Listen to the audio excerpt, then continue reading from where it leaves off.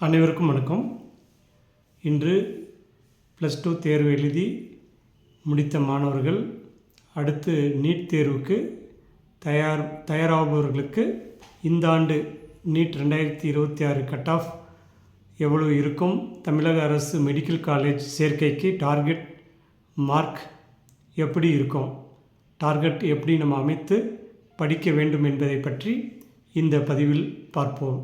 தமிழ்நாட்டில் MBBS படிக்க விரும்பும் மாணவர்கள் அதிகம் எதிர்பார்க்கும் கேள்வி, நீட் 2026 தேர்வில் எவ்வளவு மார்க் எடுத்தால் அரசு மருத்துவக் கல்லூரியில் சீட் கிடைக்கும் என்பதே.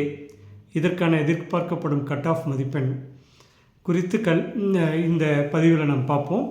நீட் 2026 தேர்வு தேதி இந்த ஆண்டு நீட் UG 2026 மே 3 நடைபெற உள்ளது. நாடு முழுவதும் லட்சக்கணக்கான மாணவர்கள் இந்த தேர்வை எழுத உள்ளனர். அரசு மாதிரி கல்லூரி எதிர்பார்க்கப்படும் கட் ஆஃப் கடந்த ஆண்டுகளின் தரவு மற்றும் போட்டி நிலையை வைத்து பார்க்கும் பொழுது இந்த 2026 பின்வருமாறு கணிக்கப்பட்டுள்ளது. நீட் மதிப்பெண் இருக்கும். பொது பிரிவு 630 ப்ளஸ் மார்க்ஸ் இருக்கும். BC 620 ப்ளஸ் மார்க்ஸ் இருக்கும். BCM 610 ப்ளஸ் மார்க்ஸ் இருக்கும். MBC 600 ப்ளஸ் மார்க்ஸ் இருக்கும். SC 530 ப்ளஸ் மார்க்ஸ் இருக்கும். SCA 460 ப்ளஸ் மார்க்ஸ் இருக்கும். ST 480 ப்ளஸ் மார்க்ஸ் இருக்கும். அதாவது 600 மார்க் மேல் எடுத்தால் அரசு கல்லூரி வாய்ப்பு அதிகம் என ஒரு தோராயமாக இந்த கட் ஆஃபை மனதில் வைத்து கொண்டு இந்த தேர்வுக்கு தயாராக வேண்டும் என்பது எங்களது கருத்து.